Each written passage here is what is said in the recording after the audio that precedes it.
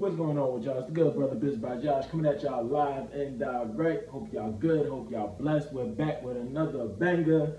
Appreciate y'all for tuning in for another video of the Neighborhood Socialpreneur. I am here to break down a little bit of a little something. So first and foremost, before we get into the video today, don't forget to like, subscribe, and comment, and holler at me for any other videos that you would like for me to do. Without further ado, let's get into it, right? So first and foremost, as y'all can see, y'all gotta acknowledge the boy got a tripod, so we cashing out.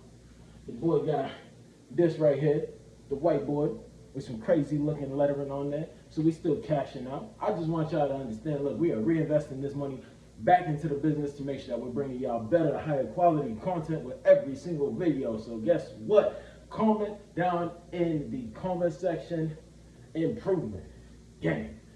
That's all I had to say. Now, without further ado, let's get into the video. So, look, y'all, with this being said, I wanted to talk to y'all today about finance. First and foremost, I am not a financial advisor, so anything that I say in this video is not financial advice. Use at your own discretion. Do not sue me. I do not have any money to give y'all unless it's for charity. But essentially, what we're going to be doing let me remember my English. We're going to be breaking down the average cost of living here in the U.S., how much folks are spending, how much folks are making, what's left over, and how you could actually get your finances better to save for the future, right? We're going to see if it's possible to even be able to save on the average U.S. salary, and if it is, how much are you able to put to the side, and, we're going to see how long it will take for you to be able to get to your financial goals. With that being said, let's get into it. So, as y'all can see here, I already got this on the board. This is the golden number from Google, right? Actually, just so y'all can see, just so y'all know I'm actually looking this stuff up. I literally got my laptop right here hold on, wait. I only got 20% on my phone, that's crazy. But I literally got my laptop right here, Googling numbers in real time so y'all can understand that, hey, look, this is, like, I'm not pulling this out of thin air. Y'all can just Google this. So, the average salary in the U.S. is $64,000, right? Good number to know. Keep this in mind, okay? This is $64,000 I put a year. The average monthly expenses for living in the States is $61,000. Or not 61, 62 or $6,100 a month. Multiply that by 12, if my math is serving me right, that's going to be 73,200. Okay? So 73,200. If we minus 64,000, I'm going to change the color too, just because we want to make sure that doesn't look correct. Mark this up, I think. I know my handwriting is terrible, y'all just have to bear with me real quick. 73,200. If it costs $73,200 to maintain an average standard of living, mind you, this is $64K before tax, so we're not even talking about tax. After tax, you're probably looking at anything close to like $48,000 to $50,000 after tax. You're probably only gonna have like $4,000-ish. You are going to spend a grand total of $9,200 into debt per month, or per year, excuse me. So for every single year that you work and you make an average salary here in this country, at minimum you are going to be $9,200 in debt, right? Right? So, this is what most people are currently living with at this moment. This is not a fun situation. This is not a fun circumstance. Into the $6,100 a month, aka $73,200 a year, this includes essentially everything, right? So, I pulled this stat from Google, and it is taking into consideration everything from housing to health insurance to food and entertainment, personal care products, books, you name it, right? So, how is it that you can circumvent this dollar amount? How is it that you can get to a point where you are able to save close to the 10,000, then lose $10,000 a month because this is not sustainable, y'all, right? And I want millennials and folks who are like the Gen X's and all these folks. I got mad love for y'all, okay? We appreciate the sacrifice that y'all made for my generation, but quite frankly, this is the reality in which all of us have to deal with. And when y'all say that, hey, folks are lazy or they're not willing to work, studies actually show, and me being a person who is going back to school for my data science master's, I can genuinely tell you that we work harder from an hour by hour basis, and we make less on the dollar for the amount of hours that our society and generation works. Just bottom line, but I digress. That's a video for another day. But anyways, so we're negative $9,200 in the hole. What can we do about this, right? So I'm gonna erase all of this.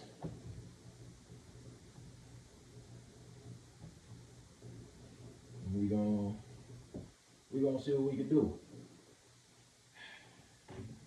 Some of y'all are not gonna like what I have to say here, but you know what? That's okay. I'm here to inspire and not impress. Let me grab my laptop. So, let's see.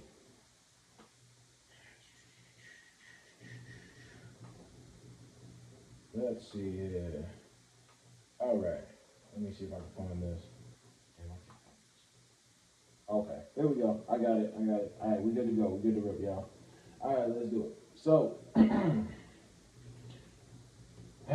here is something that people can potentially do, right? So again, we would be approximately, let me see, what is 12 divided by 9,200?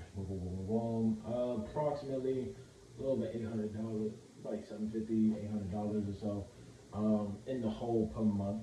So here's what folks can do, which is actually very interesting.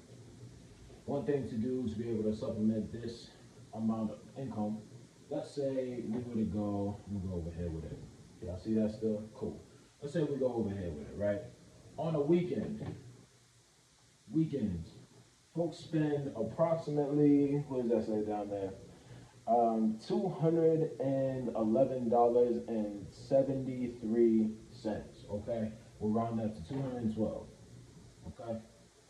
$212 per day on the weekend. Per day, per weekend. Right? Literally, that means that on average, a person is going to be spending about $600 on the weekend between Friday, Saturday, and Sunday.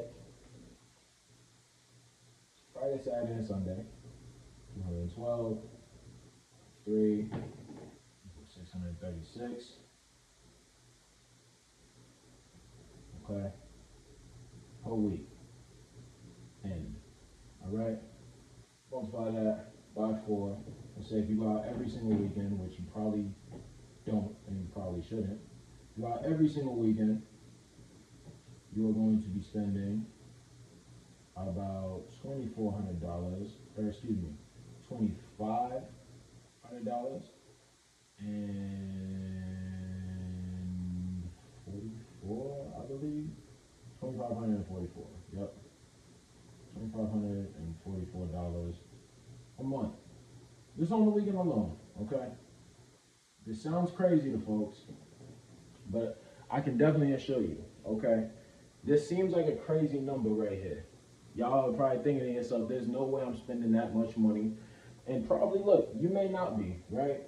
Because guess what? To do this, you would have to be spending, let's say on the weekend, let's say you go out with your peoples, you know, y'all buy the bottle service, y'all go out to a fancy restaurant and eat, y'all go do X, Y, Z, A, B, C. You probably gonna run it up about a good few $100, right?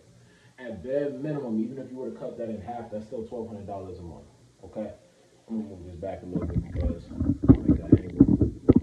Right, there you go. All right, that's perfect. But yeah, that's still, turn it back on, that's still $1,200 a month that's coming out of your account, or $1,300, right? So with that being said, even if you multiply this 2,500 times 12, that's going to be about $30,000 a year, which means this number right here, even if you were to subtract 30 from that, bing, bang, bing, bang, bang, bang, bang, that's going to be 43.2 thousand per year, right? Now, after tax, of course, this is going to bring you close to 48, so you're not going to be saving all of this. This is probably going to bring you close to 48, 50,000, so you're going to probably keep about 5,000 after this, somewhere between 5 to 10,000, depending on how your tax situation is set up. And that's if you cut, say, going out on the weekends, out and party at your crib, right? Now, if you're a person, say like myself, who, you like to go out, you like to have a good time. For myself, I don't drink, I don't smoke, that's not really my forte anymore, I just like to be chill. You can, let's say you cut this down even in half, right? If you cut this down in half, that's $1,200. You take off $1,200, that is minus, let's say, even if we do 1,250, like that'll bring us to about 15,000 on this. We'll just cut that number in half that we just had up there. And that'll still bring you to about 58. And chances are you won't be able to save too much off of this and you'll still be a bit in the hole. But at the very least, you'll be able to cut some of your expenses. You may be able to do like some DoorDash, Grubhub, maybe start a side business of some sort and potentially grow that.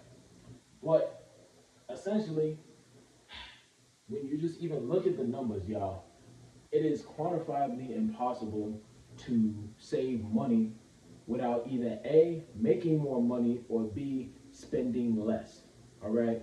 You're going to have to choose one or the other, otherwise you are going to be in the hole. Right now, we are in a society where even if you are spending every single day working a full-time job, on average, chances are you're going to be $10,000 in debt year over year, every single year, unless they decide to cut inflation, cut costs, and cut expenses. And quite frankly, it's not looking like that's going to be happening anytime soon. So we got to prepare ourselves for the move, so that way we don't continue to dig a hole deeper and deeper for not only just for ourselves, but also our family, our friends, our loved ones, everybody, right? So that's what we're looking at right now. These are the numbers. Where's my rope erase at? I just want to take this off real quick. Okay. And that's it, y'all. That's really what it's all about. So, what is the lesson from all this and why did I put this together? Some of y'all like, Josh, Liz, why'd you do this? It seems like this is kind of random.